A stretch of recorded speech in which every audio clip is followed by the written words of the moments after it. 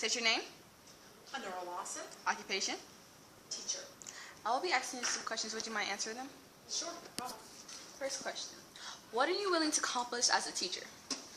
What am I willing to accomplish as a teacher? I am willing to accomplish, within reason, what needs to take place for my students with regards to critical thinking and overall learning and exploring the world in which they live. Great. What other class would you like to teach if you had choice? A film class. I would like to take the students out of the classroom environment and into a more organic, natural environment and take things in nature, see things kind of percolating and growing, and seeing the beginning of various things, seeds, perhaps animals giving birth, things in natural form. Are you satisfied with your job? I love my job. I love teaching students. I've been teaching students now for roughly 14 years. So there's no other place I'd rather be besides teaching students or at home with my own children teaching them. What are your emotions that you get when you're teaching the student? I have a variety of emotions.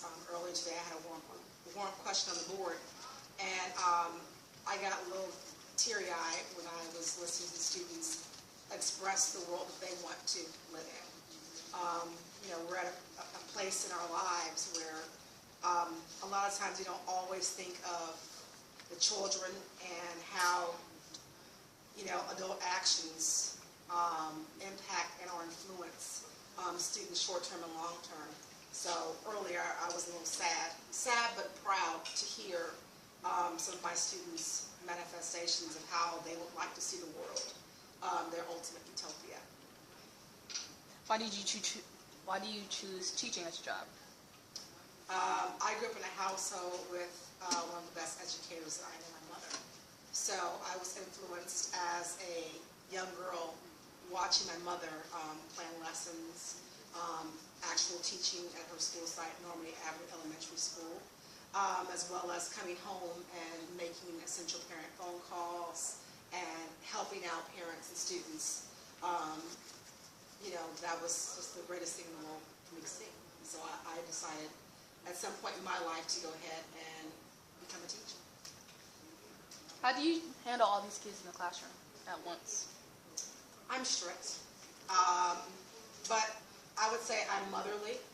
I have 6 children, so when I'm speaking to students individually or whole group, I want them to understand that I'm here for you, I'm rooting for you, and there's a time and place for everything. There's a time for us to collaborate, laugh, talk, and play, but there's also a huge portion of class time that has to be dedicated to actual working, learning, growing, and developing. So, I hope my students perceive my class to be somewhat fun and relaxing. Hopefully there's a balance there, I hope. Who helped you accomplish being a teacher? I would say my children. My children, I'm the parent here. I've got a household full of kids. So I would say that, my children helped me grow into the teacher that I am today. My oldest is 22. Second oldest is 18. And my youngest is 3. So as a teacher, you continue to grow based on your perspective and your surroundings and your interactions with students from all ages. Where do you see yourself from years later now on? Well, I have roughly about 15 to 20 years until retirement. So I do hope to see myself as my mother did, in the profession, probably into my late 50s or 60s. Keeps me young. What is your most funniest moment as a teacher? Funniest moment as a teacher, I would have to say probably hanging out with my students on field trips, just being a kid, being allowed to be a kid on field trips with my students, because I'm a big kid at heart. So funniest moment's probably going to the library last year and playing on the escalator at the downtown library.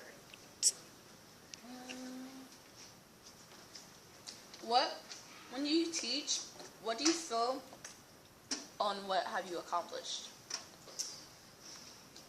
You know, as a teacher, that's a hard question to answer. I don't always think of myself in terms of accomplishing things. I always think of myself as a work in progress. I think many teachers see themselves as a work in progress. I probably won't be accomplished because I'm, quite young, maybe close to retirement age. I'm still taking professional development classes offered by my school district.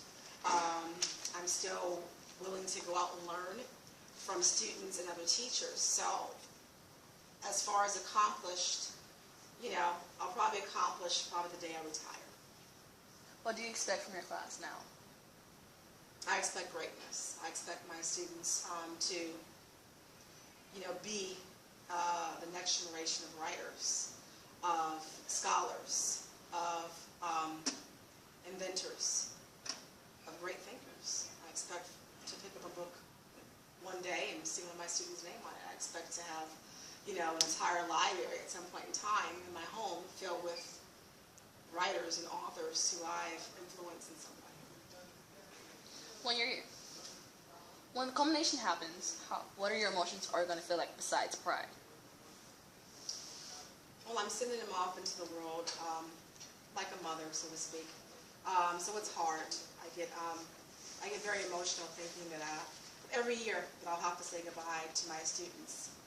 I'm very happy when my students do come back because it allows me the opportunity to check on them and make sure they're okay. But I do take my teaching and my students personally because every child is an extension of me, the same way my children are an extension of me. I care for them the same way I would a child that I've had of my own. So it's going to be sad, and always is sad, to see my students leave because, I care about them, and that's why I come to work every single day, regardless of, situations or circumstances in my own personal life. So, I love teaching. I love my kids. I know, same. If a child is in need of help, how can you help them? So, my job as a teacher is to help students as best as I possibly can, but then also realizing that there is a benefit in struggling. A lot of times, students are afraid to struggle. The only way that we actually grow and develop and become better human beings is through the struggle. We have to push through obstacles. Resiliency is a key part of every child's life. When we were smaller, we had resiliency. When we began to learn how to walk, we fell many times, and we got back up. So I help a student in that same kind of way. I don't give you the answers to everything.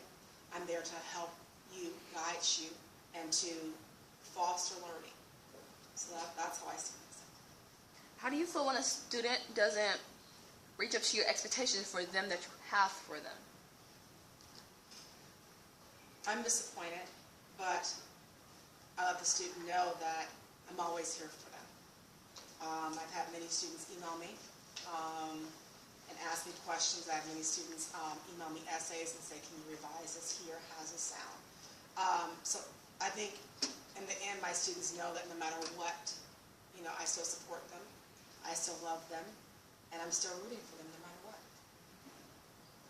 If you have a very intelligent student and you have a high expectation for them, but they don't reach it, and you feel like they're not pushing themselves, how do you want to help them with that?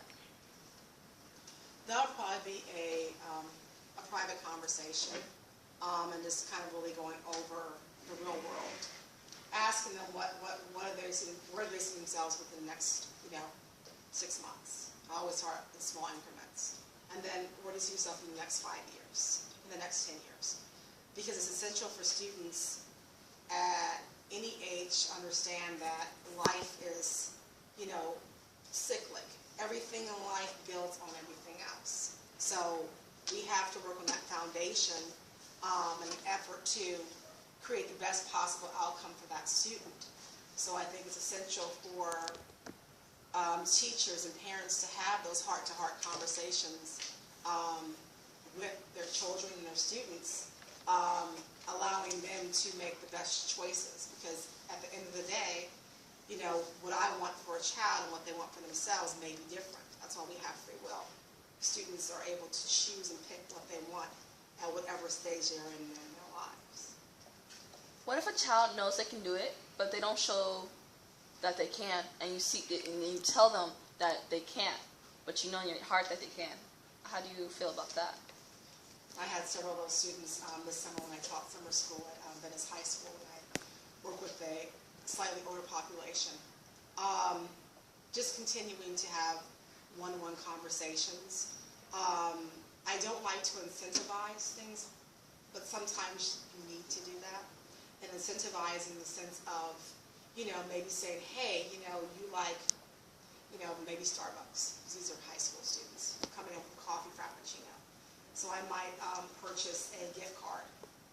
So, you know, small success I show appreciation for.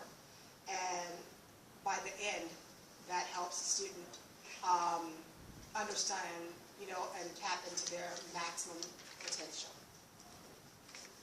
Is there any books that you would recommend to a reader like me as a teacher?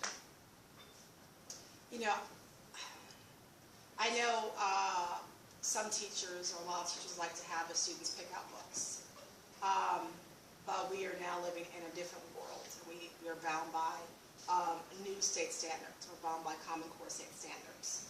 So the push is really, you know, from the state to utilize informational text in the classroom. So if a student comes to me who wants to maybe explore, then I would maybe, you know, discuss Horatio's drive or journey. And that's the first person who drove across the United States successfully.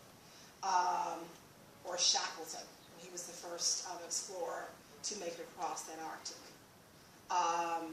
You know, there's lots of books out there that students can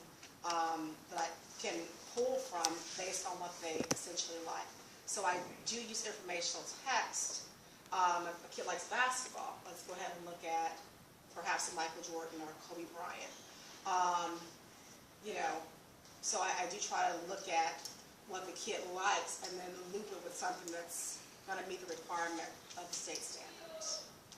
What do you think about the education now, before you were, now, then, from when you were a child in school?